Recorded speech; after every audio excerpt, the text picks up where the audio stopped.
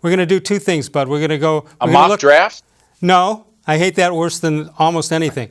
We're going to take a look at the 10. The Browns, of course, have number 10 in the upcoming draft. If they don't trade it up, trade it down, trade it over, or whatever they do to show they're the smartest guys in the room.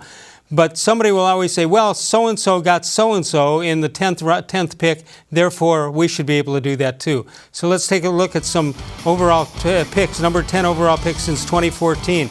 Tight end Eric Ebron from the Lions. Todd Gurley, the running back from the Rams. In 2016, Ohio State's Eli Apple goes to the Giants. Patrick Mahomes, that was a pretty good pick, goes to the Chiefs in 2017. Josh Rosen in 2018. And Devin Bush, the linebacker for the Steelers, in 2019. So right there since 2014, Bud, it doesn't look like a phenomenal list right there. But now we go to some notable picks on the offensive line by your Cleveland Browns. And I think this is what, when we talk about being optimistic, that's what we're looking at on this page. First round with the 21st pick in 2003 was Jeff Fain, who had a very nice career in the NFL. Joe Thomas, the obvious guy who's going to be a Hall of Famer, first round pick with the third pick in 27. Alex Mack was terrific for the Browns, first round with the 21st pick in 2009.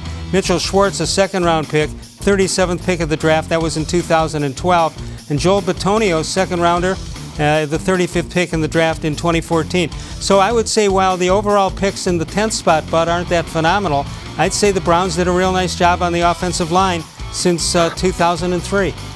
Yeah, that's encouraging since that's where everyone thinks they're going to pick when they use that 10th pick this time around. What do you think? You think they're thinking trades, or do you think they'll wait and see how the night is going? I don't think they're thinking trade. Like last time, this group was together, Dee Podesta, Sashi Brown.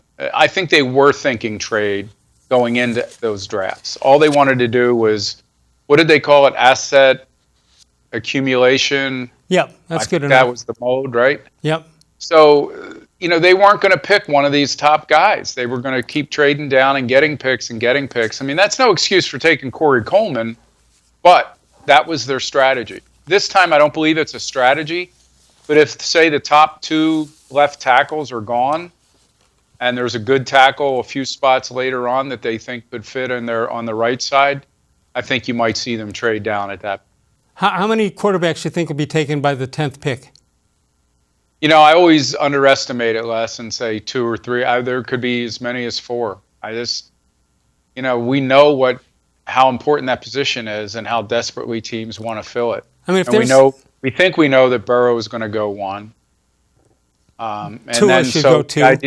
The idea that 3 more guys could go in the next 10 picks. So yeah, I believe that. Yeah, well, if that happens, if you've got 4 quarterbacks in the first 10 picks, and obviously you need offensive linemen, all of a sudden Simmons from Clemson comes into play, doesn't he? He could, and that would be the one area that they would have to really consider going off script. Yeah, it doesn't mean that he's the 10th pick or that he's down the list. It's just a happenstance situation where it opened up in front of him. I think it's setting up well for them to get the left tackle that they really want. And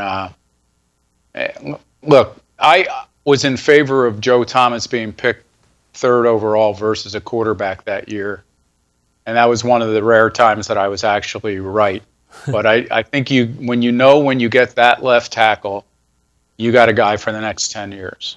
All right, if you had a guy, let's say in free agency, that the money, you've decided the money would be right for this guy, even though it's different for each position.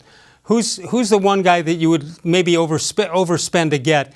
And I'm just not saying some wild dream here. I mean, I'm talking about a legitimate possibility of getting a guy with that 10th pick without doing too many shenanigans to get him. Who's the guy you would overpay a little bit to get? In free agency? Yeah. It wouldn't be Trent Williams, I can tell you that. Right. I mean, I'm sorry, Trent Williams would require a trade.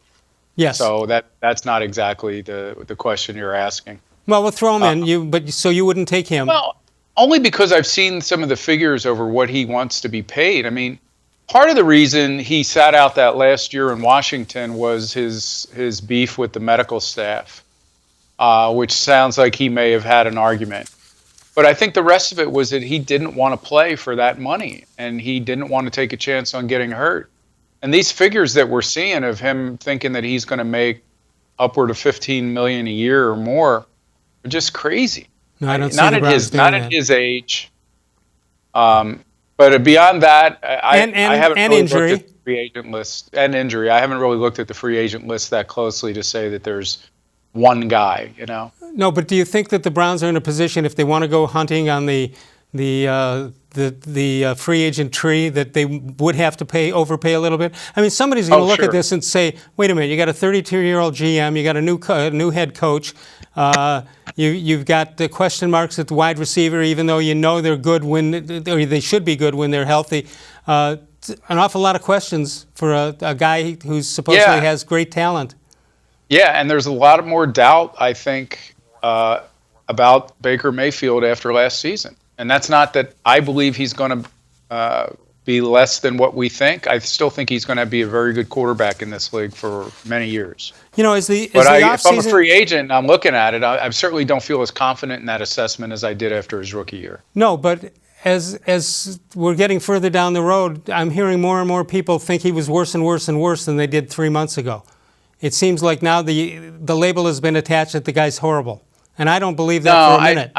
I don't believe that either. I mean, when he came in that season last and took over in that Jets game, I think those last 5 games that he played, he was sacked like maybe once a game, if that. And he may not have been sacked at all during that one stretch. And, and that allowed him to look downfield and look off receivers. I don't think he had any confidence in what was happening in front of him this year. Yeah. And that's not to absolve him of some really bad plays. It does seem that as time goes on, he was worse and worse than he maybe really was. So we'll see. This will be a make or break year. You talk about money involved. This is the one where you got to come up shooting to keep the quarterback if he's the guy you want. Yeah, absolutely. You got to know at the end of this season whether this is a guy that you want to pour that money into. Yeah. And I think the answer to that will be yes. I think Stefanski's a good enough offensive coach, and Alex Van Pelt has a pretty good resume with Aaron Rodgers and some others that I think there's a lot of reason to feel confident in that group.